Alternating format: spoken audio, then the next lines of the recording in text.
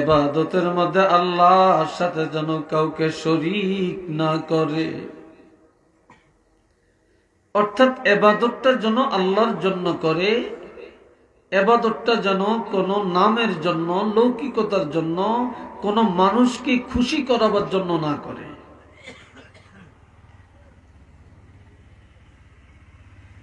কিয়ামতের ময়দানে আল্লাহ তিন ব্যক্তিকে ডাক দিবেন। একজন শহীদ, একজন কারি, একজন দানকারী। শহীদ যে ইসলামের জন্য শাহাদাত বরণ করছে,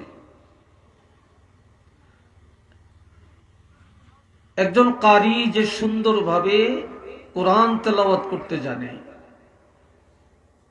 একজন দানকারী যার দানে সমাজের অনেক উন্নয়ন, মসজিদ মাদ্রাসার অনেক উন্নয়ন হয়েছে, সমাজের অনেক উন্নয়ন হয়েছে, এমন একজন দানকারী আল্লাহ ডাক দিবেন।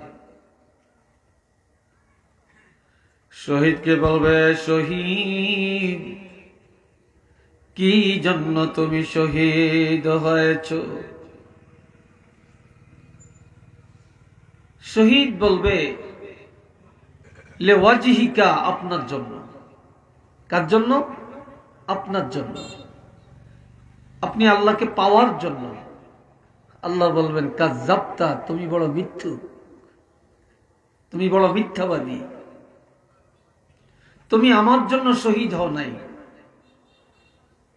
তুমি শহীদ হয়েছ তোমার বীর বাহাদুরি প্রদর্শনের জন্য, বীর বিক্রম উপাধি পাওয়ার জন্য, সাহসিকতার পরিচয় দেওয়ার জন্য, বাহবা নেওয়ার জন্য। তুমি যা চাইছো তা দুনিয়াতে পাইছো, বাহবা পাইছো, বীর উত্তম খেলাপথ পাইছো, সাহসিকতার খেলাপথ পাইছো, যা চাওয়ার তা পাইয়া গেছ, আমার থেকে পাওয়ার আর কিছু নাই। তখন অর্ডার হবে, ফাসহিবা আলান নার, তাকে জাহান্নামে ফেলে দেওয়া হোক, ফাউলকিয়া ফিন্নার, তখন তাকে উবুর করে জাহান্নামে নিক্ষেপ করা হবে। একটু নাউজুবিল্লাহ বলেন, আর একটু জোরে।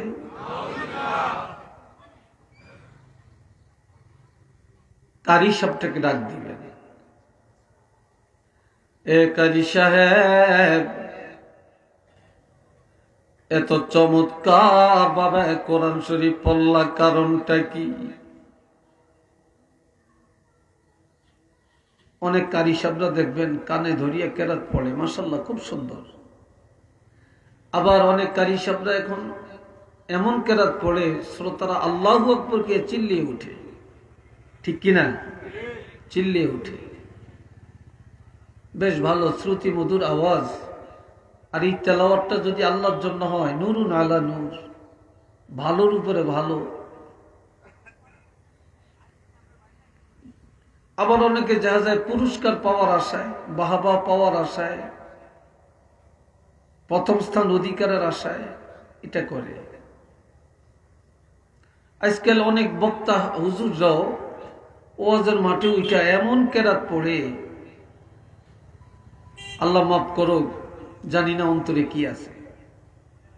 আবার শ্রোতারা যদি জোরে আল্লাহু আকবার কে চিল্লিয়ে না উঠে, মন খারাপ হয়ে যায়, ঠিক কিনা? মনটা খারাপ হয়ে যায়, চিল্লি আল্লাহু আকবার বলতে হয়। এরপরে কানে ধরিয়া তো কত এমি হেমি অমি কত কিছু যে করে, ঠিক নাই, হিসাব নাই। আর এইগুলোকে আমরা আবার একদলে পছন্দ বেশি করি, ঠিক না? পছন্দ বেশি করি। আপনারা ওই দিকে চাচ্ছেন কেন? আমার দিকে চান। আল্লাহ ডাক দিয়া বলবেন, কারি সাহেব কি জন্য এত সুন্দর কোরআন পড়ছ? কারি সাহেব বলবে, আল্লাহ আপনাকে পাওয়ার জন্য, লেওয়াজিহিকা, আপনার সন্তুষ্টির জন্য। আল্লাহ বলবেন, এই কারি সাহেব, কাজ্জাবতা, তুমিও মিথ্যাবাদী। আমি আল্লাহকে রাজি করার জন্য কোরআন পড়ো নাই, তুমি অহংকার প্রদর্শনের জন্য, বাহবা নেওয়ার জন্য, পুরস্কার অর্জনের জন্য তুমি কোরআন পড়েছ, মানুষ তোমাকে বড় কারি বলবে, সুন্দর কেরাত বলবে, এতে তুমি পুরস্কার পাইবা, সুনাম বাড়বে, সুখ্যাতি বাড়বে। তো যা চাইছো তা তো দুনিয়াতে পাইয়া গেছ। আমার কাছে পাওয়ার আর কিছু নাই। তুমি আমারে চাও না, তুমি চাইছো দুনিয়ার মানুষের মুখের ভালোবাসা, পাইয়া গেছো। আমার কাছে কিচ্ছু নাই। তখন অর্ডার দেওয়া হবে, তাকেও জাহান্নামে ফেলে দাও। ফেরেশতারা তখন তাকেও উবুর করে জাহান্নামে ফেলে দিবে। আরো আসতে বলেন। এবার দানকারীকে বলবে, দানকারী তুমি লাখ লাখ টাকা দান করছো, মাদ্রাসা করছো, মসজিদ করছো, মক্তব করছো, রাস্তা করছো, গরিবের দান করছো, তারপর তোমার নামের শেষে দানবীর। আপনাদের দেশে আসেনি বিশিষ্ট দানবীর, ঠিক না? এইটা না লেখলে কলিজা ফেটে যায়। আমি এত টাকা দান করলাম, আমার নামটা এইভাবে লেখলো, তো দানবীর লেখলো না।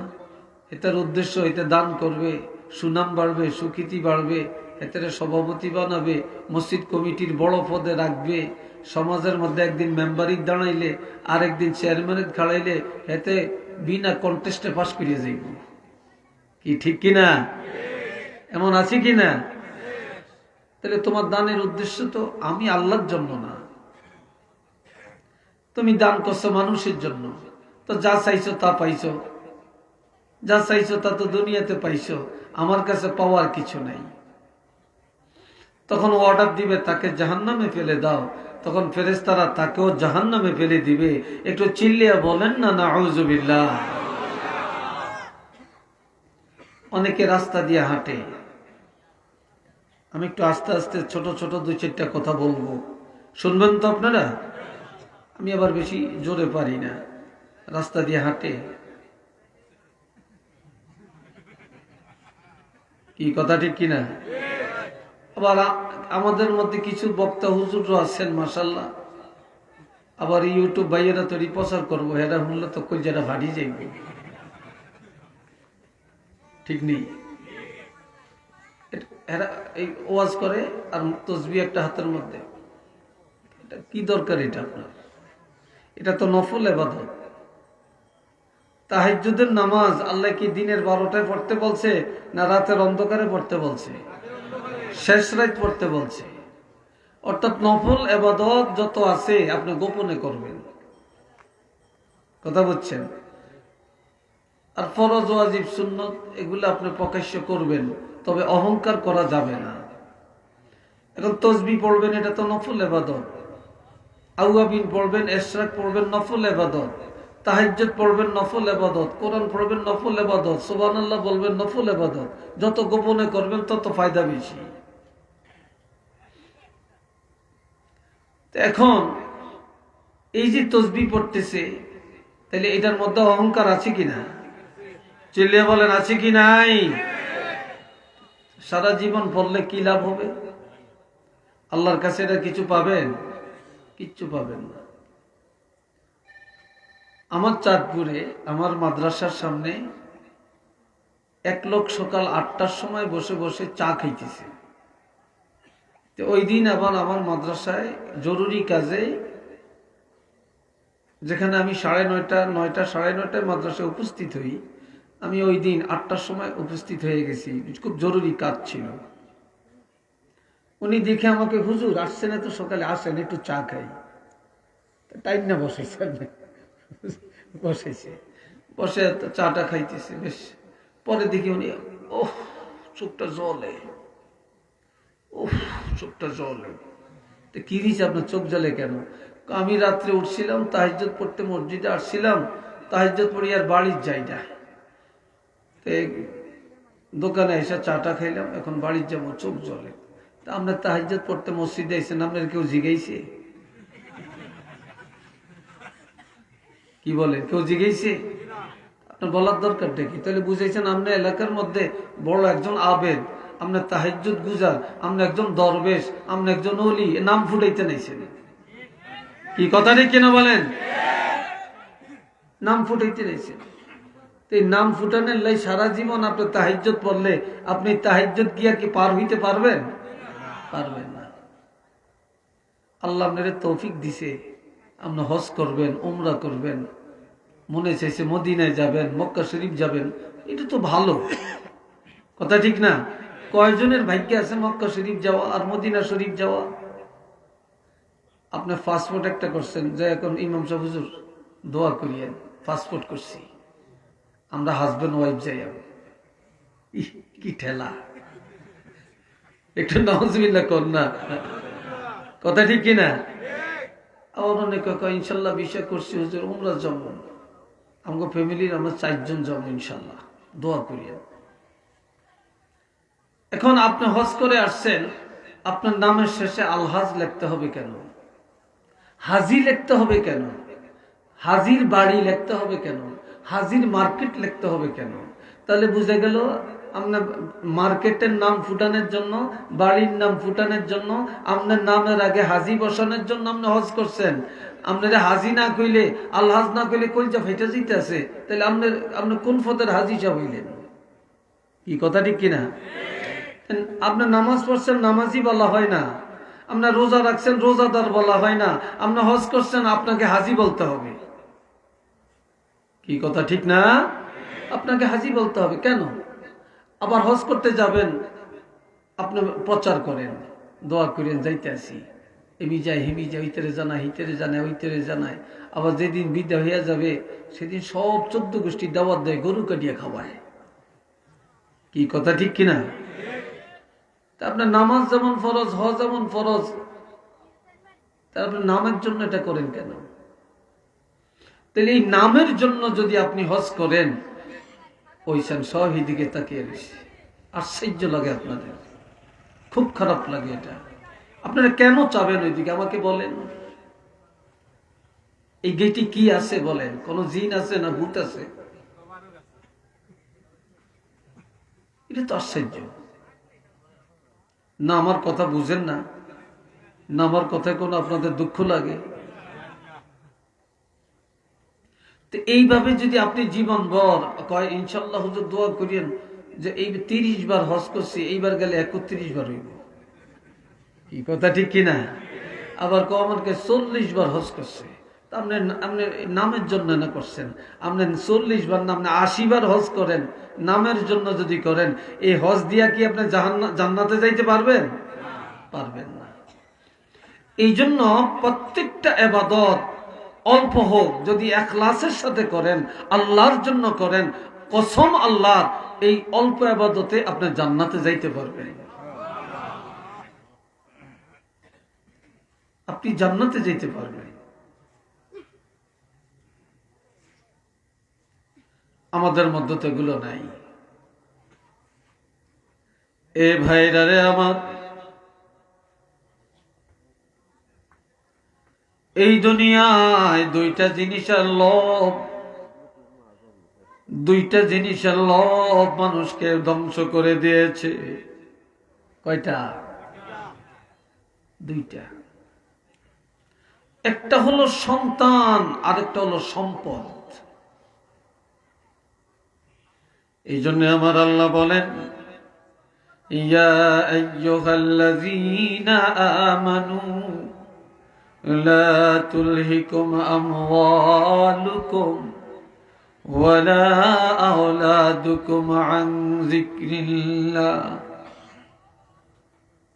ওয়া মান ইয়াফআল যালিকা ফাউলাইকা হুমুল খাসিরুন। ও ঈমানদারেরা, তোমরা হালাক হবে না, ধ্বংস হবে না, জাহান্নামী হয় না তোমাদের সম্পদের কারণে আর সন্তানের কারণে। আল্লাহর ইবাদত থেকে গাফেল হয় না, বঞ্চিত হয় না। সম্পদের পিছনে দৌড়ায়া সন্তানের মহব্বতে পড়ে যারা দুনিয়াদার হয়ে যায়, আল্লাহকে ভুলে যায়, ইবাদত ভুলে যায়, অহংকারের সীমার লঙ্ঘন করে ফেলে, ফাউলাইকা হুমুল খাসিরুন, আমার আল্লাহ বলেন তারাই ক্ষতিগ্রস্ত, তারাই জাহান্নামী, তারাই লাঞ্ছিত। একটু চিল্লে বলেন নাউযুবিল্লাহ।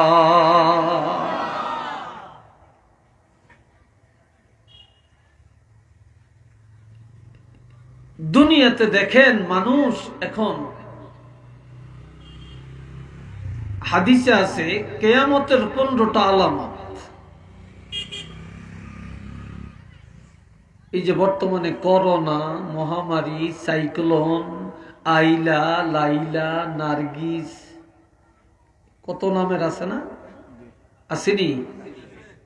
তারপরে ভূমিকম্প, শিলাবৃষ্টি, এরপর আবার এখন আবার একটা বাড়িছে, এর কি কয়, কি মশা জানি, এডিস মশা, ডেঙ্গু, ঠিক কিনা? আবার এমন এমন রোগের কথা শোনা যায় যা আমরা জীবনে কখনো শুনি নাই, ঠিক কিনা? কেন? এগুলো কি আল্লাহ দিতেছে না আমরা আল্লাহতে চাইয়া আনতেছি? বলেন জোরে কন। আমরা এগুলি প্রাপ্য, আমরা নিজেরা আনতেছি, আল্লাহ তো দেন না।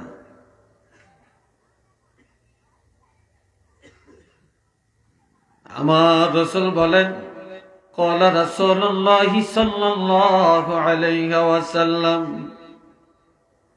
ইযা তুখিযাল ফাইউ দাওলা, যখন দেখবে মানুষ সারাক্ষণ ধনের পিছনে দৌড়ায়, টাকার পিছনে দৌড়ায়, অট্টালিকার পিছনে দৌড়ায়, এটা হালাল না হারাম চিন্তা করে না, জায়েজ কি না জায়েজ এই চিন্তা করে না, এই টাকা বৈধ না অবৈধ এটা চিন্তা করে না, এই উপার্জনে আমি জান্নাতে যাব না জাহান্নামে যাব, আল্লাহ খুশি হবেন না বেজার হবেন এই চিন্তা করে না, খালি টাকার পিছনে দৌড়ায়। যখনই দেখবে মানুষ হারামের পিছনে দৌড়ায়, ধনের পিছনে দৌড়ায়, তখনই মনে করবা এটা খোদার গজব। আর গজব খুব নিকটবর্তী, কথা ঠিক নেই? এখন তো দেখেন 100 জনের মধ্যে আপনি 98 জন পাবেন সুদের আড্ডায়। কি কথা ঠিক কিনা? কিসের আড্ডায় পাবেন? সুদের আড্ডায় পাবেন, ঘুষের আড্ডায় পাবেন। আপনি ছোট্ট একটা কাজ নিয়ে কোনো অফিসে গেলে দেখবেন ফিওনে পর্যন্ত আপনার সাথে কথা বলে না টাকা ছাড়া। কি কথা ঠিক না? টাকা ছাড়া। আপনার বাড়ির এলাকায় একটা মানুষ মার্ডার হয়েছে, যাদের এখানে এত কথা হচ্ছে কেন?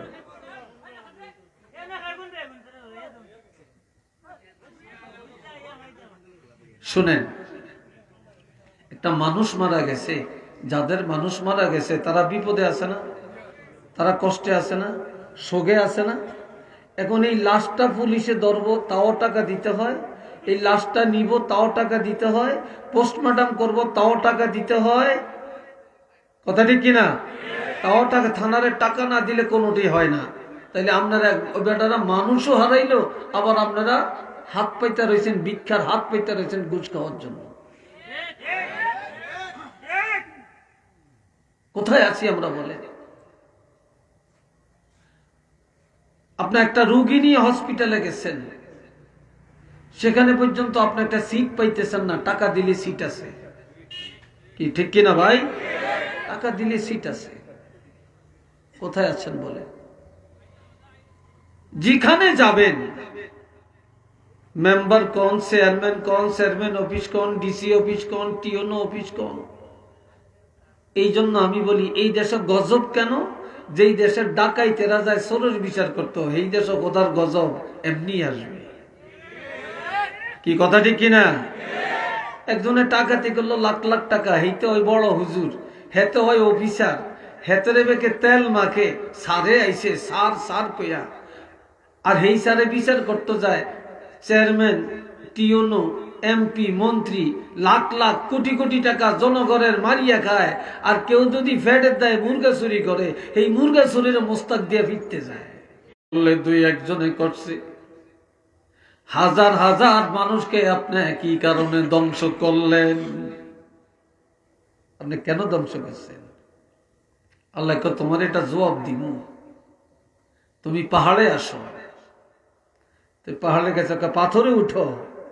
পাথরে উঠছি, লাল পিঁপড়া আছে না, লাল পিঁপড়া খুব বিষাক্ত।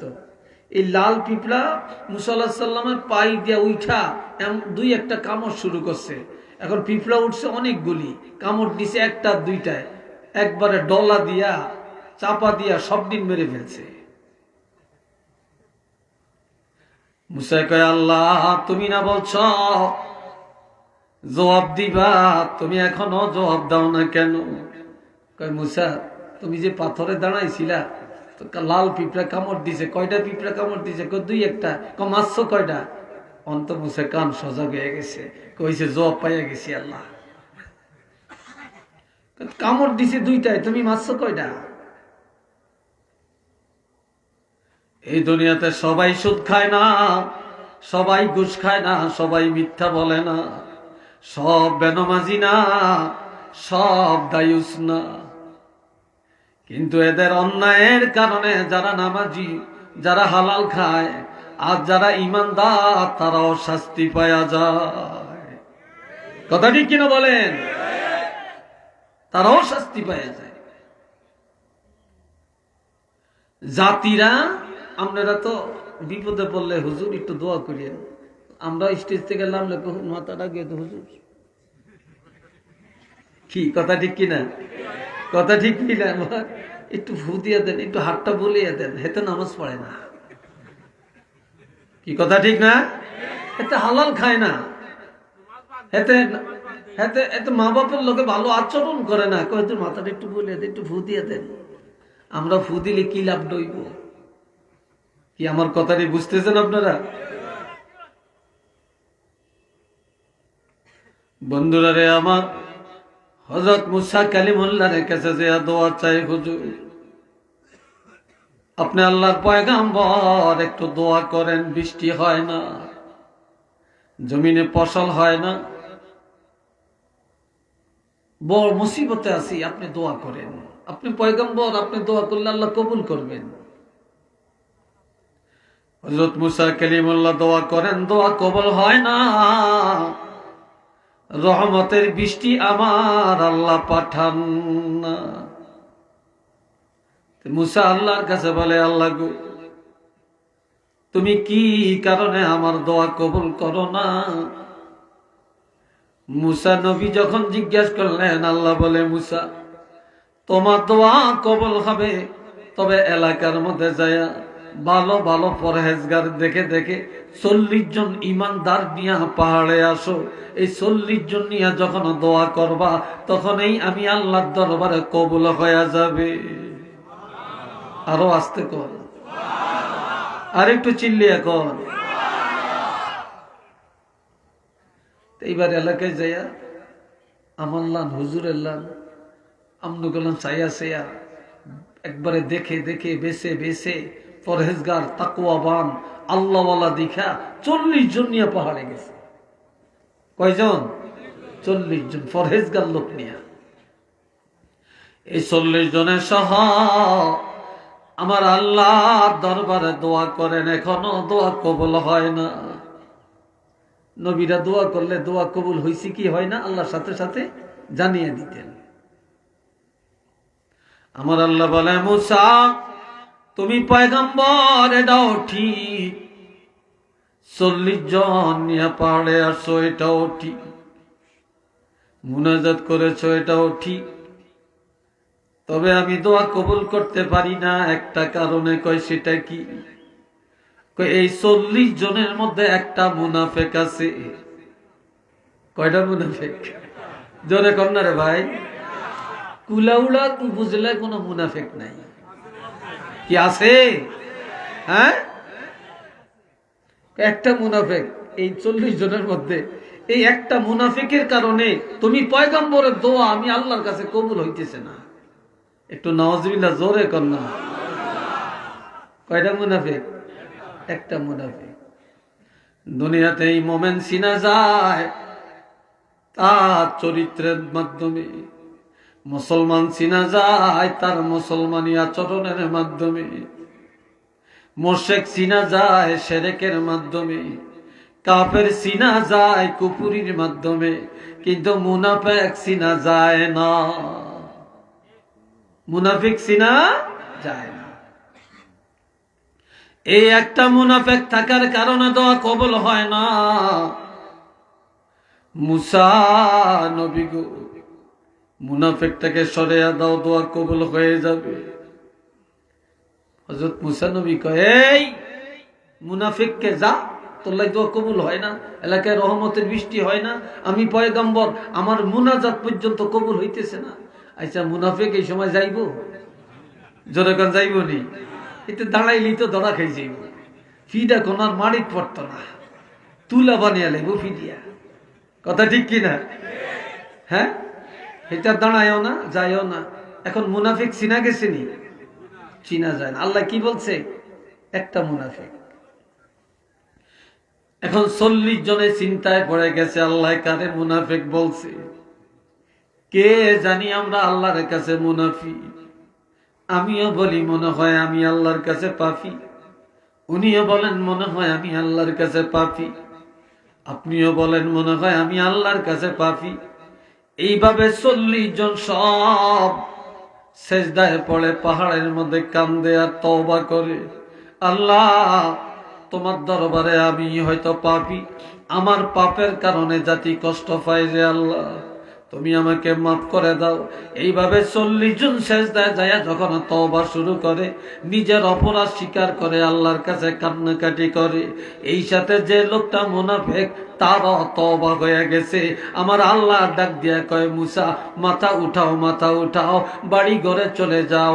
একটা মুনাফিকের কথা জানিয়ে দিয়া এই 40 জনের আমি আল্লাহ এমন তওবা করাইলাম, এই সাথে মুনাফিক তারও তওবা হয়ে গেছে।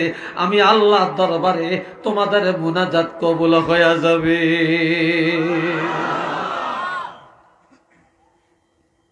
রহমতের বৃষ্টি চলে আসবে।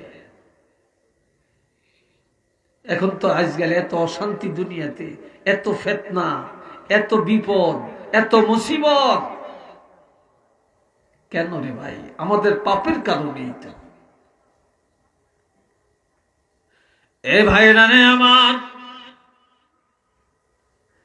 নামাজ পড়া ফরজ, রোজা রাখা ফরজ, হজ করা ফরজ, যাকাত দেওয়া ফরজ। পর্দা করা কি? জোরে কর, আরেকটু জোরে বলেন। ব্যাগ ফরজ কিছু কিছু আছে, পর্দা ফরজ নাই, ঠিক কিনা? পর্দা আছে মাশাআল্লাহ, ঘরের জানালা তো আছে, দরজা তো আছে, কথা ঠিক কিনা? খুব হাইফাই কাপড়ের পর্দা। হাকিকত পর্দা কি আছে নাকি? আছে? নাই। আর দুনিয়াতে ছেলেরা এত খারাপ কেন? যুবকরা মুরব্বী মানে না কেন? মা বাপ মানে না কেন? মসজিদে পাওয়া যায় না কেন? ভালো কাজে পাওয়া যায় না কেন? গানের আড্ডায়, নাটকের আড্ডায়, সন্ত্রাসের কাজে বেশি পাওয়া যায় কেন? একমাত্র তালাশ করলে দেখা যায় বাপ ভালো না, না হয় মা ভালো না। মা বাবার পর্দা ছিল না, তাদের মধ্যে ছিল বেজাল, এই জন্য প্রজন্ম হয়ে গেছে আর সন্তানরা হয়ে গেছে বেজাল, ঠিক না? ইমাম বুখারী রহমতুল্লাহ আলাইহি তিনি এত বড় বুজুর্গ কেন হলেন? যে ইমাম বুখারীর কবরের মাটি আমার আল্লাহ মেশক আম্বর বানাইয়া দিলেন। ইমাম বুখারীর আম্মাকে কেউ দেখে না, আর গভীর রাত্রে উঠে তাহাজ্জুদ পড়তেন। তাহাজ্জুদের বিছানায় অন্ধকার রাত্রে আল্লাহ দরবারে দুইটা হাত বাড়ায়া সন্তানের জন্য দোয়া করতেন আর বলতেন, আল্লাহ আমার ছেলেকে তুমি হাদিসের খেদমতের জন্য কবুল করে নাও। আর যে ইমাম বুখারী যিনি হাদিস লেখছেন, অন্ধকার রাত্রে বাতি ছিল না, তিনি যখন কলমটা কাগজে আর কলমের মাথায় মদিনার থেকে একটা নূরের প্রকাশ আসতো, ওই নূরের আলো হবে। 6 মাস পরে যখন এ ভাইয়েরা শোনেন, তিনি হযরত আলীরে ডাক দিয়া বলে, আলী আমি আর হয়তো বেশি দিন বাঁচব না, তবে আমার ইন্তেকালের পর আমার মৃত্যুর খবরটা বেশি জানাজানি করিও না। আজকাল অনেক মহিলা মারা গেলে মাইকে প্রচার করে, কি কথা ঠিক কিনা? অমুকের ওয়াইফ মারা গেছে, অমুকের মায় মারা গেছে। এটা তো তাকওয়ার খেলাফ। বলে আমার ইন্তেকালের পর আমার গোসলটা দিনের বেলায় দিও না, আমার ইন্তেকালের পরে আমার কবরটা দিনের বেলায় করিও না, আর আমারে দিনের বেলায় কবরে রাখিও না। এই দুনিয়ায় কেউ কোনোদিন আমাকে দেখে না, চিনে না। আমার মৃত্যুর পর ভয় লাগে, না জানি কেউ দেখে ফেলে। এই জন্য গোসলটা রাত্রে দিবা, কবরটা রাত্রে করবা, আর জানাজা রাত্রে পড়বা। আমার মৃত্যুর পরেও যেন আমার লাশটা কেউ না দেখে। একটু চিল্লিয়া বলেন সুবহানাল্লাহ।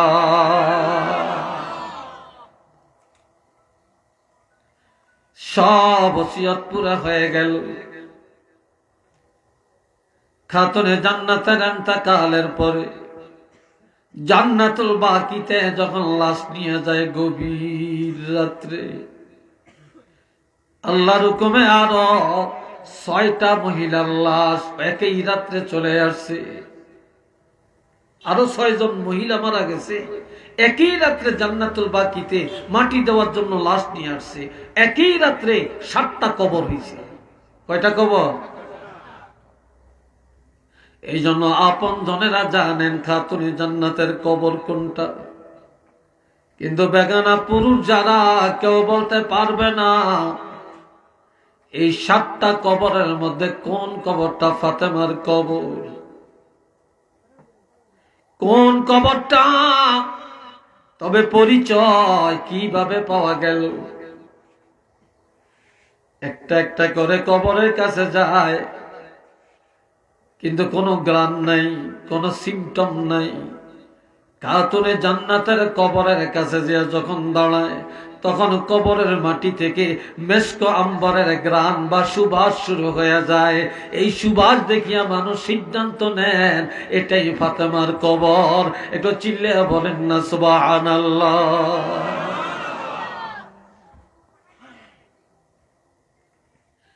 ইমাম গাজ্জালী আল্লাহর একজন মকবুল ওয়ালি। এই ওলি আল্লাহ মরুভূমির জমিনে হাঁটাহাঁটি করেন। আসরের নামাজের টাইম হয়ে গেল, নামাজ আদায় করবে না, পানি নাই। পর্দার আড়াল থেকে একটা যুবতী মেয়ে ডাক দিয়া বলে, আল্লাহর ওলি কি চান? আল্লাহর ওলি বলে, মা আমি পানি চাই, আমি ওযু করব, নামাজ আদায় করব। মেয়েটা বলে, হুজুর আমাদের বাড়ির পূর্ব দিকে একটা পুষ্করণী আছে, আপনি একটু দেখেন এটাতে পানি আছে কিনা। কিন্তু পানি নাই, মেয়েটা জানে। যে দেখে পানি নাই, এসে বলে, মা পানি তো নাই গো মা। বলে, আল্লাহর ওলি ইমাম গাজ্জালী যেখানে আছেন সেখানেই থাকেন, দাঁড়ান। পানি পাবেন। মেয়েটা দৌড়াইয়া যায় শুকনো পুষ্কুনির মধ্যে 3 বার একটু থুতু নিক্ষেপ করেন। থুতু নিক্ষেপ করার সাথে সাথে ওই পুষ্কুনির তলা দিয়া পানির জোয়ার এসে যায়। মুহূর্তের মধ্যে পুরা পুষ্কুনি পানিতে ভরপুর হয়ে যায়। আরেকটু জোরে কন্যা রে ভাই। ওই পানি দিয়া আল্লাহর ওলি ওযু করলেন, নামাজ আদায় করলেন। নামাজ পড়ে চিন্তা করে, আমি এত ইবাদত জীবনে করলাম, আমি তো এত বরকত অর্জন করতে পারি না। আর এই মেয়েটা এমন কি আমল করে যার কারণে তার থুতুর মধ্যে এত বরকত। ঘরের পাশে এসে ডাক দিয়া বলে, মা এমন কি আমল করো গো মা, যার কারণে তোমার থুতুর মধ্যে এই বরকত। মেয়েটা ডাক দিয়া বলে, গো আল্লাহর ওলি, আমি তেমন কিছু করতে পারি না, তবে 5টা কাজ আমি ছাড়ি না। কয়টা? আরো আস্তে কর, যুবকরা জোরে বলো। 5টা কাজ আমি ছাড়ি না। 1 নম্বর, যেদিন আমার বিবাহ হয়েছে, স্বামীর সাথে স্বামীর গাড়িতে করে স্বামীর ঘরে ঢুকলাম, সেদিন থেকে কোনোদিন ঘরের বাহিরে যাই না। ঘরের বাহিরে যাই না। 2 নম্বর, আমার নামাজ কাজা হয় না। 3 নম্বরে, একদিনের জন্য আমার কোরআন তেলাওয়াত বন্ধ হয় না। 4 নম্বরের আমল, আমার স্বামীর অন্তরে কোনোদিন আমি ব্যথা দেই না। 5 নম্বরের আমল, আমি আমার হাতে সংসারের কাজ করি আর আমার জবানে আল্লাহর হাবিবের উপরে দুরূদ ও সালাম পাঠ করতে থাকি। যার কারণে আল্লাহ পাক আমার জবানের মধ্যে এই বরকতটা দিয়েছেন। একটু চিল্লে বলেন না সুবহানাল্লাহ। আর বর্তমানে আমাদের মায়েরা শিক্ষায় বেশি, জ্ঞানে বেশি, সার্টিফিকেট বেশি, ভদ্র বেশি, মাশাআল্লাহ, কিন্তু হ্যাঁ এরা থুতু বালাইলে পাইবেনটা কি?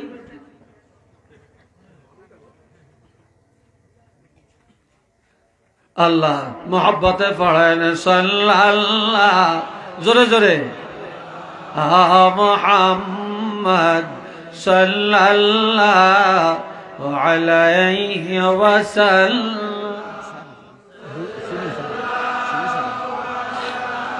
মুহাম্মদ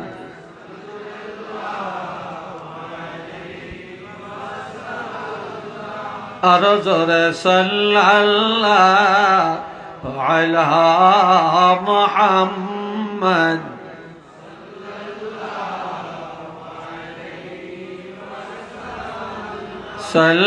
সাল্লাল্লাহু আলা মুহাম্মদ।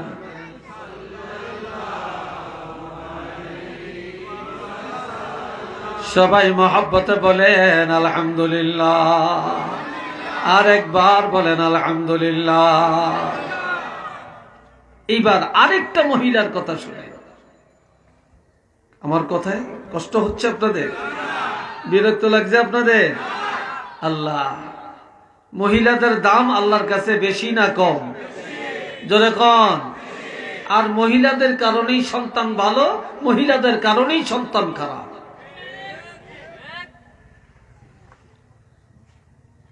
এই বাবাজিরা রে আমার, আমিরুল মুমিনিন হযরত ওমর ফারুক রাদিয়াল্লাহু যখন খলিফা হলেন, তিনি খলিফা হয়া রাস্তায় রাস্তায় অন্ধকার রাত্রে হাঁটাহাঁটি করেন, আর ঘুরিয়া ঘুরিয়া দেখেন তার দেশের কোন মানুষ সুখে আছে আর কারা আছে দুঃখে। কে সুখে কে দুঃখে ঘুরে ঘুরে তালাশ করে দেখতেছে। গভীর রাত্রে অনেক দূরে নজর করে দেখে একটা আলো দেখা যায়। কি দেখা যায়? চিল্লিয়ে বলেন, আলো দেখা যায়। হযরত ওমর ফারুক ভাবলেন এই ঘরের মানুষ মনে হয় কোনো বিপদে আছে, এই জন্য টুক টুক টুক টুক করে হেঁটে হেঁটে গেলেন। জয়া দেখলেন, ঘরের পাশে দাঁড়ালেন একটা বুড়ি তার একটা যুবতী মেয়েকে ঘুম থেকে জাগায়। ঘুম থেকে জাগে আমায়, এ মেয়ে ওঠো। মেয়েটা ঘুম থেকে উঠে বলে, মা গভীর রাত, কি কারণে ঘুম থেকে উঠালেন? কোনো ওযুর পানি দেওয়া লাগবে? কয় না। কোনো খেদমত করা লাগবে? কয় না। কি কি জন্য জাগাইলেন? এখন মা বলতেছে মেয়েটাকে, এ মা গভীর রাত, আমাদের কতগুলো বকরি, বকরি চিনেন তো আপনারা? ছাগল। আমাদের এই বকরির দুধ দহন করব, আমি একা একা পারবো না, তুমি আমার সাথে সহযোগিতা করবা। তো যুবতী মেয়েটা বলে, মা এত গভীর রাত্রে কেন? সকালেই তো পারবেন। কয় না, রাত্রে এটা করে ফেলবো। আজকে দিনের বেলায় বকরিকে ভালো খানা দিতে পারি না, ভালো খাবার খাওয়াতে পারি না, যার কারণে আজকে দুধ কম হতে পারে। এই কম দুধ নিয়ে বাজারে বিক্রি করলে আমাদের সংসার চলবে না, চাল ডাল কিনতে পারবো না। তবে অন্ধকার রাত্রে দুধ দোহায়া, এই দুধের মধ্যে আমরা অন্ধকারে কিছু পানি মিশায়া এই দুধটা বাড়াইয়া নিয়া কুলাউলা বাজারে নিয়ে বিক্রি করলে বেশি টাকা পাবো, আমাদের সংসারের চাহিদা মিটে যাবে। মেয়েটা বলে, মা এটা রাত্রে কেন করবেন? এটা দিনে করলে হয় না। কয়, তুমি জানো না এটা যে হযরত ওমরের রাষ্ট্র, হযরত ওমর রাষ্ট্রপ্রধান, দিনে করলে কেউ যদি দেখে ফেলে আর হযরত ওমর যদি জেনে যায় তাহলে কঠিন বিচার হবে, আদালতের কাঠগড়ায় দাঁড়ান লাগবে। এই জন্য কেউ যেন না জানে না দেখে, এই জন্য রাত্রি বেলায় কাজটা করে ফেলবো। চিল্লে বলেন নাউযুবিল্লাহ। আরো জোরে কর, রাত্রি কাজটা করে ফেল। এখন মেয়েটা কয়, মা রাত্রে করবেন, দুনিয়ার কেউ জানলো না, দেখলো না, শুনলো না। মাগো, যে আল্লাহ বকরি পালছে, যে আল্লাহ আমারে বানাইছে, আপনারে বানাইছে, যে আল্লাহ রিজিকের মালিক, হায়াত মৌতের মালিক, মা বলেন তো আল্লাহ কি দেখবে না? সুবহানাল্লাহ কইয়েন না। আল্লাহ কি দেখবে না? এখন বুড়িকে, হ আল্লাহ তো দেখবে। মেয়েটা বলে, মা আল্লাহকে ভয় করেন, হযরত ওমর ফারুক রাদিয়াল্লাহকে ভয় করবেন না। এই কথাটা হযরত ওমর ফারুক রাদিয়াল্লাহ অন্ধকার রাত্রে ঘরের পাশে দাঁড়িয়ে দাঁড়িয়ে শুনতে আছে। ঘরের পাশে একটা লাঠি গাড়ছে। কি গাড়ছে? লাঠি। এই লাঠিটা গাড়িয়া মসজিদে চলে গেলেন। ফজরের আযান হয়ে গেল। হযরত ইমাম নামাজের, হযরত ওমর নিজে ইমাম, নামাজের ইমামতি করলেন। নামাজটা পড়ায়া দাঁড়ায়া সবাইকে বলতেছে, মুসল্লিরা কেউ বাড়ি যাবা না, সব থাকো। ওমরের ছেলের নাম হলো আব্দুল্লাহ। বলল, রে আব্দুল্লাহ তুমিও থাকো, দুইটা মেয়ে লোকরে আনা হবে, তোমাদের সবার সামনে তাদের বিচার করা হবে। দুইজনকে পাঠিয়ে দিলেন, যাও অমুক ঘরের পাশে যায় দেখবা একটা লাঠি গাড়া, ওই ঘরের মধ্যে একটা বুড়ি মহিলা আর একটা যুবতী মেয়ে, এদের হাতে কাঠগড়া লাগে নিয়ে আসো, কঠিন বিচার তোমাদের সামনে করা হবে। এই দুইজনকে যখন নিয়ে আসছে, হযরত ওমর ফারুক রাদিয়াল্লাহু মহিলাকে জিজ্ঞাসা করে, সত্য করে বলবা গভীর রাত এই মেয়েটাকে ঘুম থেকে ডাকা জাগাইলা কেন? কি কারণে জাগাইছো? মহিলা চালাক বেশি, উপস্থিত বুদ্ধি বেশি, একটা উত্তর দিয়ে সারিয়ে যাওয়ার চেষ্টা করে। মহিলা বলে, হযরত ওমর, কি কারণে জাগাইলাম এটা নিশ্চয়ই আপনি জানেন। না জানলে ডাইরেক্ট এই প্রশ্ন করতেন না। তবে আর কোন প্রশ্ন জিগাইয়া আমাকে অপমান করিয়েন না। কয় না, এত তাড়াতাড়ি ক্ষমা পাইতা না। সত্য করে বলো, এই মেয়েটাকে কয়টা আমার মেয়ে? কার মেয়ে? কয়টা আমার মেয়ে। কয় তোমার মেয়েটা বিয়া হইছিনি? কয় না। এ মহিলা, তোমার এই মেয়েটারে বিয়া দিবানি? মহিলা বলে, হুজুর, ছেলে যদি ভালো হয়, পাত্র যদি ভালো হয়, তাহলে বিয়া দিব। হযরত ওমর বললেন, এই যে আমার পাশে বসা, এটা আমার ছেলে। সুবহানাল্লাহ কন্যা, আরেকটু জোরে বলেন না। এটা আমার ছেলে। এই ছেলেটা তোমার পছন্দ হয় কিনা? মহিলার তো ঈদের উপরে শুক্রবার, আনন্দের উপরে আনন্দ, আসছে আসামি হইয়া। আর এখন রাষ্ট্রপ্রধান হযরত ওমর খলিফা, ওনার ছেলের কাছে মেয়ে বিয়ে দেওয়ার প্রস্তাব তিনি দিলেন। এর চেয়ে আনন্দের খুশির খবর আর কি হতে পারে, তাই না? কয়া, তোমার মেয়েটারে যদি আমার ছেলের কাছে বিয়ে দাও তাহলে ক্ষমা করব, এর আগে তোমাকে ক্ষমা করব না। এর আগে ক্ষমা করতাম না। আর বর্তমানে মেয়ের বাবা যদি ছেলের এক বোঝা দেয়, জামাই খুশি হয়। আবার ছেলের মারে যদি ভালো করে কাপড় চোপড় শাড়ি টাড়ি দেয়, খুব খুশি হয়। ছেলের বাবারে যদি জামা দেয়, কোট দেয়, প্যান্ট দেয়, খুব খুশি হয়। সাথে যদি একটা আলমারি দেয়, আরো খুশি হয়। যদি একটা সোফা দেয়, আরো খুশি হয়।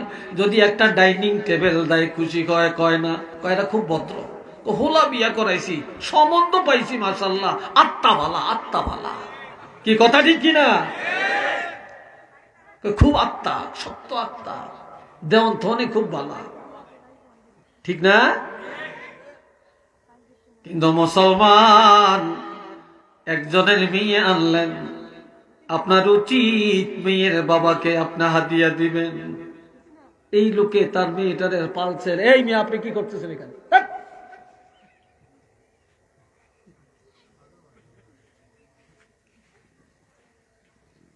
আল্লাহ, মেয়ের বাপের সম্মান করা, মেয়ের মাকে সম্মান করা, তারা কষ্ট করে মেয়েটার পালছে, লালছে, পড়াইছে, এই আদরের এই হীরার টুকরাটা তোমারে দিছে, আর তুমি আরো উল্টে হেগত্তনে আদায় করো। কি কথা ঠিক না? বাবা জেরারে আমার, এগুলো হারাম। এই রসম বাদ দেওয়া দরকার। এখন হযরত ওমর যখন প্রস্তাব দিলেন, মহিলা রাজি হয়ে গেল। হযরত ওমর ফারুক রাদিয়াল্লাহু নিজের ছেলের বিয়ে পড়ালেন। একটু মারহাবা করলেন। এবার দাঁড়াইয়া বললেন, এটি ছিল আমার বিচার। আমি বহুদিন ধরে ছেলেটারে বিয়ে করাবো, ভালো একটা পাত্রী তালাশ করি, পাই না। অন্ধকার রাত আল্লাহ মিলাইয়া দিছে। যেই মেয়েটার মধ্যে আল্লাহর ভয় আছে, যেই মেয়েটার মধ্যে তাকওয়া আছে, যেই মেয়েটার মধ্যে কোরআনের নূর আছে, যেই মেয়েটার মধ্যে এত দিনদারি আছে, এমন একটা মেয়ে চাইছিলাম। আমি আমার মেয়েটার জন্য, ছেলের জন্য এমন একটা মেয়ে আনলাম। আমি ধনীর মেয়ে চাই না, চেয়ারম্যানের মেয়ে চাই না, আমি লন্ডনের মাইয়া চাই না, আমি অফিসারের মাইয়া চাই না, ইঞ্জিনিয়ার ডাক্তারের মাইয়া চাই না, আমি নেতা সাহেবের মেয়ে চাই না। আমি দেখেছি একটা দিনদার মেয়ে। তবে আমার আশা, আমার এই বউ এত দিনদার ছেলের বউ, এই দিনদারির কারণে তার সন্তান দিনদার হবে এবং তার সন্তান ওলি আল্লাহ হবে। কিন্তু শেষ পর্যন্ত দেখা গেল এই মহিলার গর্ভে হযরত আব্দুল্লাহর নসল থেকে এমন সন্তান আল্লাহ দুনিয়াতে পাঠান। হাজার হাজার আউলিয়া কেরাম, মুহাদ্দিসিনে কেরাম, মুফাসসিরিনে কেরাম এই বংশ থেকে আসছে। হযরত শাহজালাল ওলিদের সম্রাট সিলেটের জমিনে শুয়ে আছেন। হযরত শাহজালাল ইয়ামানি রহমাতুল্লাহি আলাইহি, তো ওনার সাজরা তালাশ করলে দেখা যায় তিনিও ওই আব্দুল্লাহর বংশ থেকে আসছে। তো চিল্লিয়ে বলেন আল্লাহু আকবার, আরেকবার বলেন আলহামদুলিল্লাহ। মা ভালো সব ভালো, ঠিক না? মা ভালো সব ভালো, সব ভালো। দুইটা কারণে এখন সন্তান ভালো হয় না। কয়টা কারণ? এক নম্বরে যে বাবা সন্তান জন্ম দেয় ওই বাবা খায় হারাম। এই কথা ঠিক কিনা? বাবাই খায় হারাম, বাবা সুদের টাকা খায়, ঘুষ খায়, পরের হক খায়, জুলুম করিয়া খায়, যৌতুক খায়। কথা ঠিক কিনা? এই হারাম খায়া হারামের রক্ত মাংস দিয়া সন্তান জন্ম দেয়, ঠিক নি? রক্ত মাংস থেকেই নাপাক পানি, রক্ত মাংস থেকেই বীর্য। তো এটা রক্ত মাংস থেকে আসছে না, হারাম খানা থেকে আসছে না।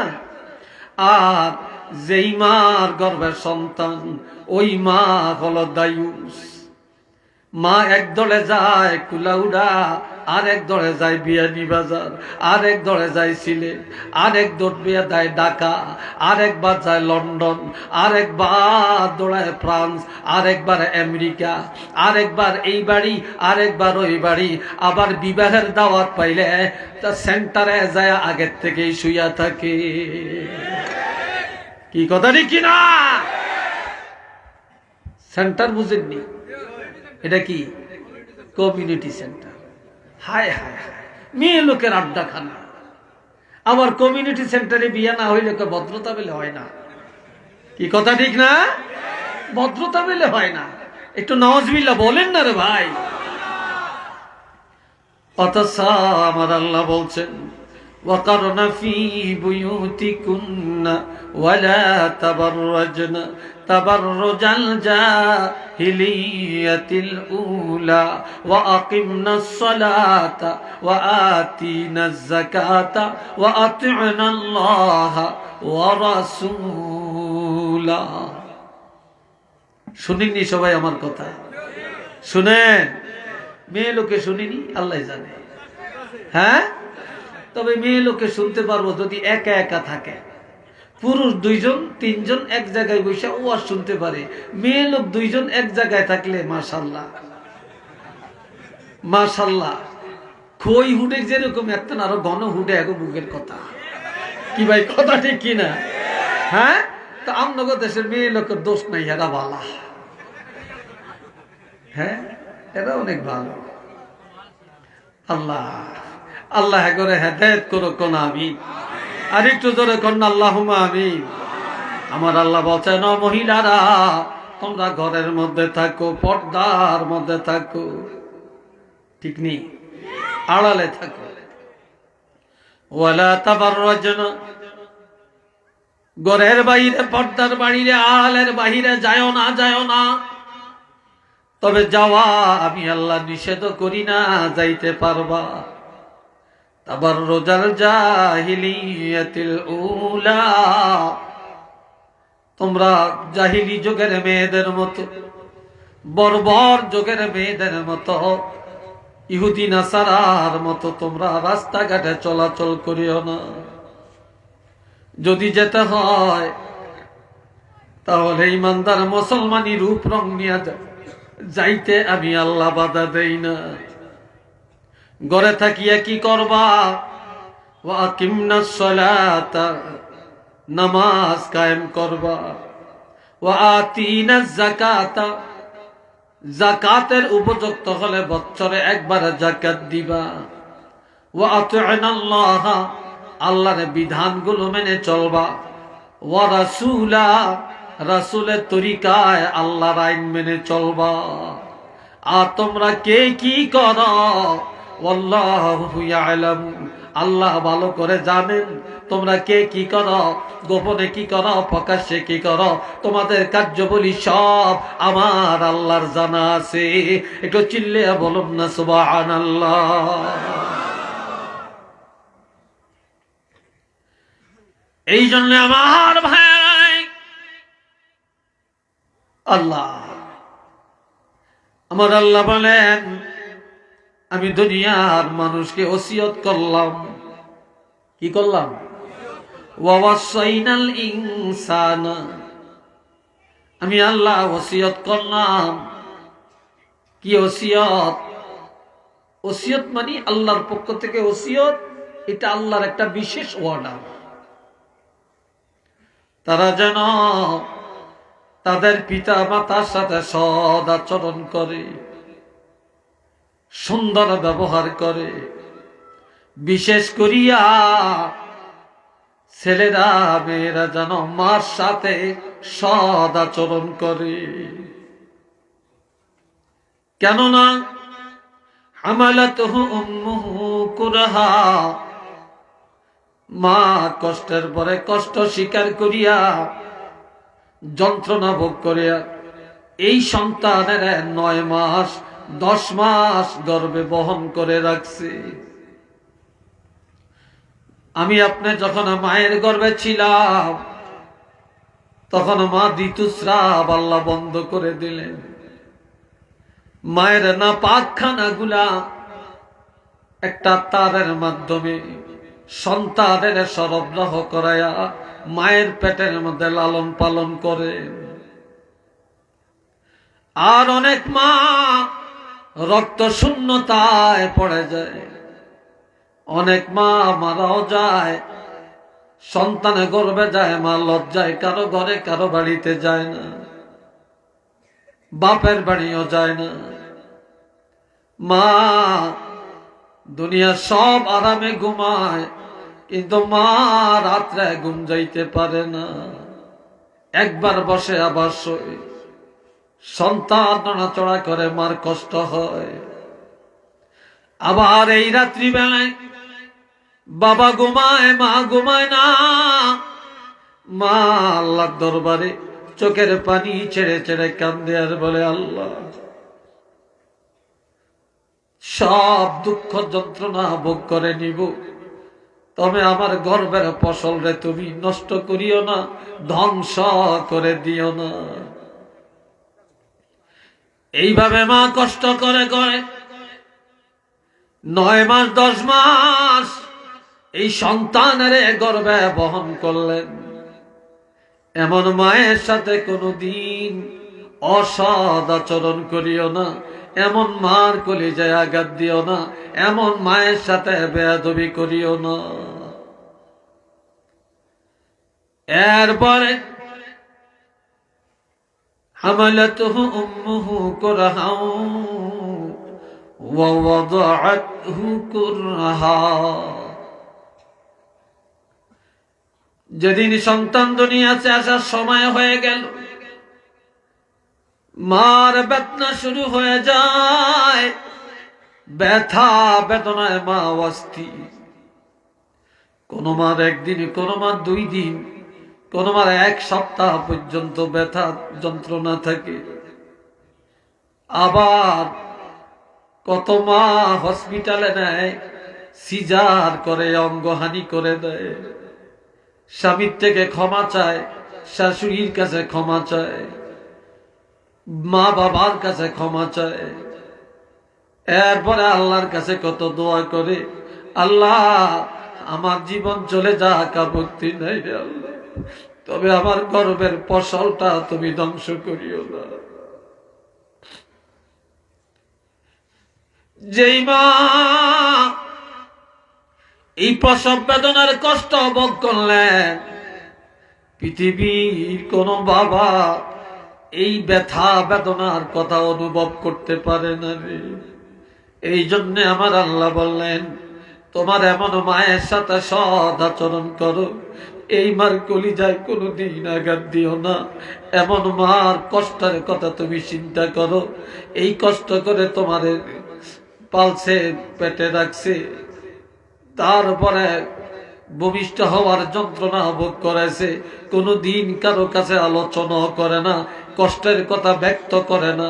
তুমি সন্তান, কাজে ওই কষ্টের কথা স্মরণ করিয়া তোমার মার কলিজায়, তোমার আচরণে, তোমার কথাবার্তায় কোনোদিন ব্যথা দিও না। একটু চিল্লিয়া বলেন না সুবহানাল্লাহ। আরেকবার বলেন না আল্লাহু আকবার। 3 নম্বর, ووصينا الإنسان بوالديه حملته أمه وهنا على وهن وفصاله في عامين। যেই মা একদিন 2 দিন না, ওই আরেক মিশে থাকে। আর এই দরজাটা দিয়ে কি যে হয়েছে আমি বুঝতেই পারতেছি না।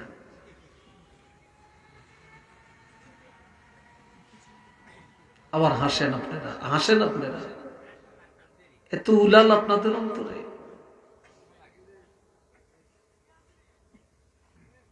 বন্ধুরা রে আমার,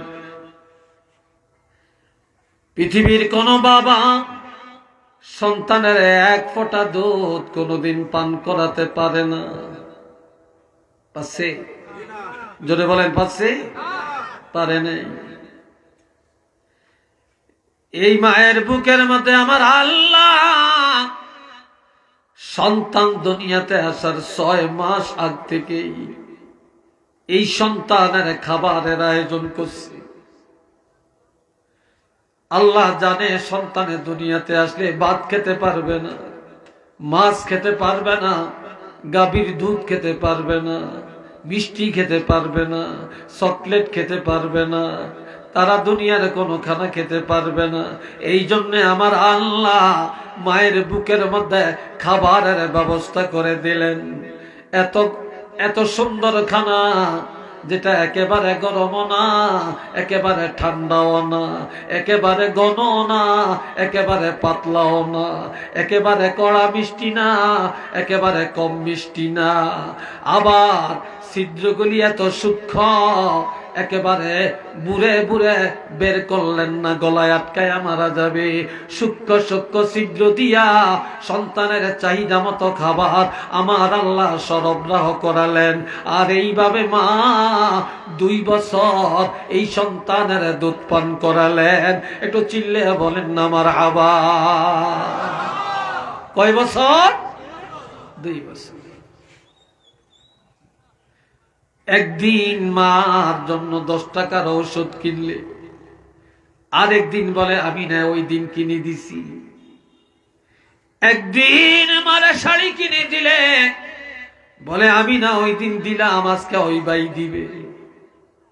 একদিন মারে বাবারে খাওয়াইলে কয় আমরা তো কালকে খাওয়াইছি, আজকে আমি কেন খাওয়াবো? কত হিসাব। ও ভাইয়েরা, আল্লামা আলুসি রহমতুল্লাহ আলাইহি বলেছেন তাফসীরে রুহুল মানিতে, যেই মা সন্তানের সবচেয়ে কম দুধ পান করাইছে, তারপর 2 বছরে হিসাব করলে 2 বছরে 2.5 মণ দুধ, 9.5 মণ দুধ পান করাইছে। দুনিয়াতে 1 কেজি গাভীর দুধের দাম যদি 100 টাকা হয়, 1 কেজি মায়ের বুকে দুধের মূল্য কত টাকা দিবে? পারবেন? জোরে বলেন পারবেন? কেউ পারবে না রে। এই জন্য আমার আল্লাহ বলেন, মা যখন দুধ পান করায়, মা কাঁচা মরিচ খায় না, বাসি খানা খায় না। মা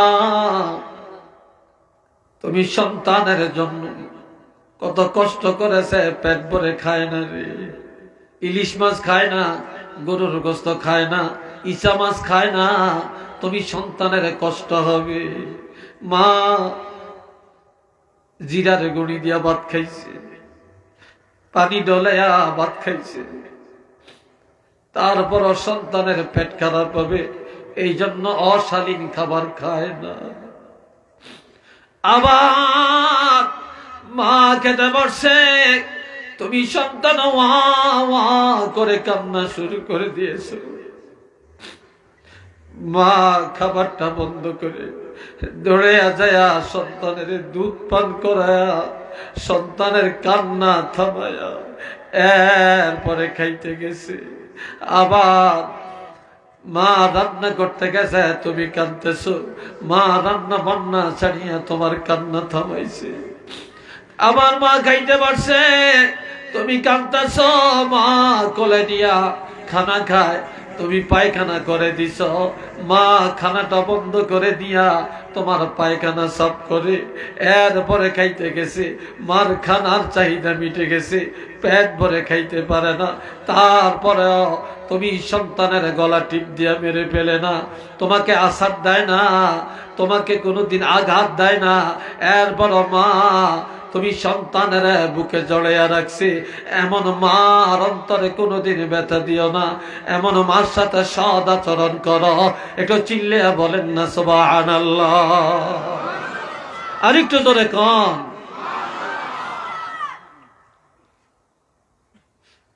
আল্লাহ এ বন্ধুরা আমার, হযরত বাহাদ ইবনে হাকিম আল্লাহর হাবিবের কাছে এসে বললেন, ইয়া রাসূলুল্লাহ, মান আহাক্কু বিহুসনি সাহাবাতি, আমার কাছে সৎ ব্যবহার পাওয়ার অধিক উপযুক্ত কে? ক্বালা উম্মুকা, নবী বললেন তোমার মা। এরপরে কে বলল তোমার মা। এরপরে কে বলে তোমার মা। এরপরে কে বলে তোমার বাবা। এরপরে কে বলে তোমার পাড়া প্রতিবেশী, তোমার আত্মীয় স্বজন। একটু চিল্লিয়া বলেন না সুবহানাল্লাহ। আপনাদের কষ্ট হয় এতলাই? হ্যাঁ, কেউ উঠলে একজন উঠেন, দুইজন তিনজন একসাথে উঠেন না, তাহলে বুঝলাম যে আপনারা আমার আন্দোলনের বিরুদ্ধে ষড়যন্ত্র করতেছেন, আমার বিরুদ্ধে আন্দোলন করতেছেন, ঠিক না? এটা কেন করবে? আর এই বাচ্চাগুলি এরা তো হাঁটাহাঁটি কেন? আল্লাহ এরপরে বাবার কথা বলল কেন? এই বাবা, এই সন্তান তোমার মুখ দেখিয়া বাবার আরামের কথা বলে যায়। তুমি সন্তানের জন্য বাবা বাড়িটা করলো, তুমি সন্তানের জন্য ঘর করলো, তুমি সন্তানের জন্য ব্যবসা চললো, তুমি সন্তানের জন্য জায়গা জমিন চললো, তুমি সন্তানের জন্য লন্ডনে যায় রইল, তুমি সন্তানের জন্য বিদেশ পড়ে রইল, আর টাকা কামাই করে পাঠাইলো। এই বাবা কষ্ট করে লালন পালন করলেন, এই বাবা কাঁধে করে ডাক্তারের কাছে নিয়ে যায়, বাবা তোমাদেরকে চালায়, বাবা আরামের চিন্তা করে না, ভালো পোশাকের চিন্তা করে না, ভালো খাবারের চিন্তা করে না। সন্তানেরা আরামে থাকলে, সন্তানে খায়া দেয়া থাকলে, সন্তান সুন্দর জামা কাপড় ব্যবহার করলে, সন্তান ভালো খাওয়া দাওয়া করলে বাবার আত্মতৃপ্তি হয়ে যায়। এই জন্য বাবা সব আরাম ত্যাগ করে সন্তানের আরামের চিন্তায় সারাটা জীবন দৌড়াইছে দৌড়াইছে। কত আগুনে শুকাইছে, কত বৃষ্টিতে ভিজছে, কত পানিতে ডুবাইছে, কত ইটের বাটায় কাজ করছে, কত রিক্সা চালাইছে, হায় হায় কত মানুষের জমিনে কাজ করেছে, কত কষ্ট করেছে। তুমি সন্তানের জন্য এমন বাবার কলিজায় কোনোদিন আঘাত দিও না, এমন বাবার সাথে সদ আচরণ করো। একটু চিল্লে বলেন সুবহানাল্লাহ। আরো জোরে কর।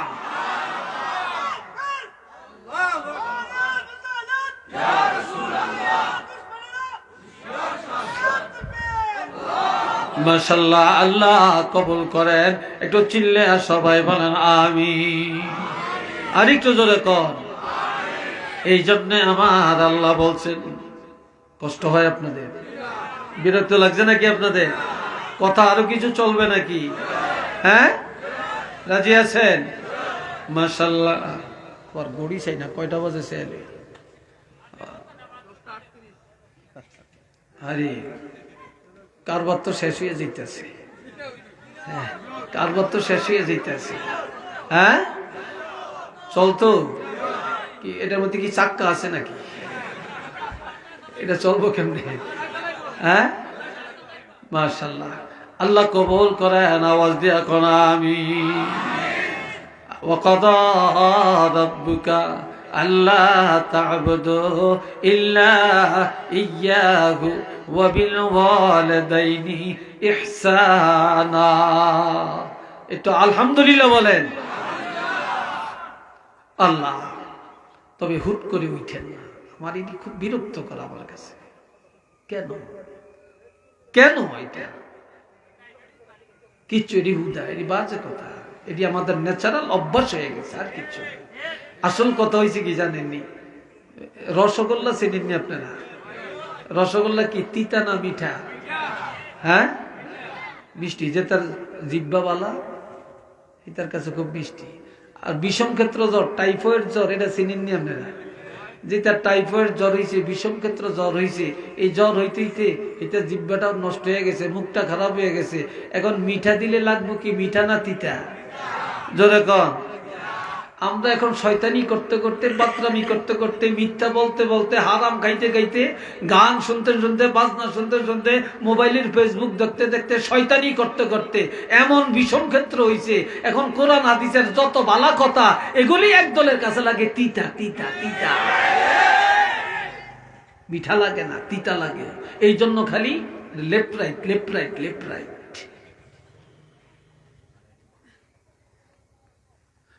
বাবাজিরারে আমার, আল্লাহ বলছেন ওয়াকাদা রাব্বুকা আল্লা তা'বুদু ইল্লা ইয়্যা।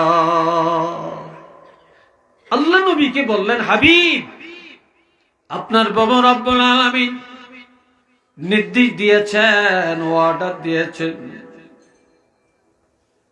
যে দুনিয়ার মানুষ সাবধান, আমি আল্লাহর ইবাদত ছাড়া আর কাহারও ইবাদত করিও না। আমরা ইবাদত করব কার? নামাজ পড়ব কার জন্য? সেজদা দিব কাকে? মাথা নত হবে কার কাছে? না মাজারের কাছে? হ্যাঁ, মাজার জিয়ারত করা যাবে, কিন্তু সেজদা দেওয়া, চুমা খাওয়া যাবে না। কথা ঠিক কিনা? মাজার জিয়ারত করা যাবে, বাবা মার কবর জিয়ারত করা যাবে, ওলি আল্লাহর কবরের কাছে জিয়ারত করা যাবে, এটা জায়েজ। কিন্তু ওলি আল্লাহর কাছে চাওয়া যাবে না, চাবো আমরা আল্লাহর কাছে। জোরে বলেন, কার কাছে? আল্লাহর কাছে। এই ভাইরা আমার, কদম বুসি করা যাবে, কদম বুসি করা যাবে, কদম বুসি করা যাবে, তবে মাথা নয়া, মাথা নয়া সেজদার মতো সুরুত করা যাবে না। কথা বুঝে আসছে কিনা? সেজদার মতো সুরুত করা যাবে না। আর মনে রাখবেন, যেই জিনিস দেখা যায় তার কাছে মাথা নত করা শিরক। যে আল্লাহকে দেখা যায় না তার কাছে মাথা নত করা, কপাল লাগায়া সেজদা দেওয়ার নাম ঈমান। এরপরে বললেন ওয়াবিল ওয়ালিদাইনি ইহসানা। আগে আমি আল্লাহর ইবাদত, এরপরে আমি আল্লাহ অর্ডার দিলাম দুনিয়ার সব মানুষকে, তারা যেন পিতা মাতার সাথে সৎ আচরণ করে, তাদের কলিজায় যেন ব্যথা না দেয়, তাদের সাথে যেন বেয়াদবি না করে, মা বাবার সাথে যেন সুন্দর আচরণ করে।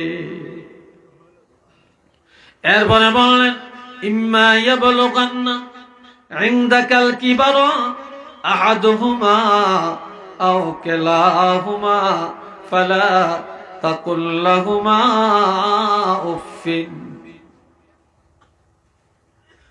যখন পিতামাতা দুইজন অথবা দুইজনের একজনকে বৃদ্ধকালে পেয়ে যাবে, এই সময় পিতামাতার সাথে এমন আচরণ করা যাবে না যে আচরণে তারা মনে কষ্ট পাবে, উহ বলবে, আহ বলবে, আফসোস করবে।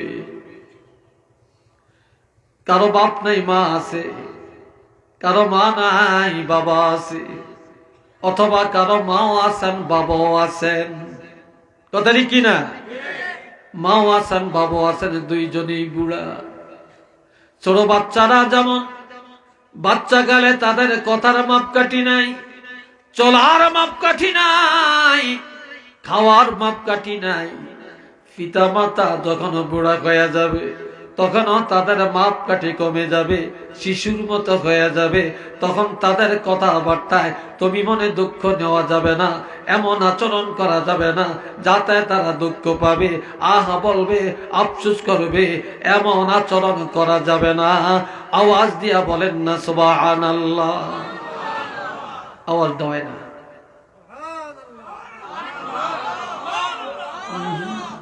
হিন্দা কয় কিছু, হিন্দা কয় কিছু, এটা একসাথে বলেন সুবহানাল্লাহ, আর একবার বলেন আলহামদুলিল্লাহ। আর কি করবা? ওয়াকুল লাহুম ওয়ালা তানহারহুমা। আজকাল অনেক ছেলেরা মারে দমকায়, বাবারে ধমক দেয়, চোখ রাঙ্গিয়া কথা বলে, ঠিক কিনা? আবার লাঠি লইয়া দৌড়ায়, আবার বেগমের কথার দাম দেয়, মায়ের কথার দাম নাই, বাবার কথার মূল্য নাই। কথা ঠিক না? আবার বেগমের সাথে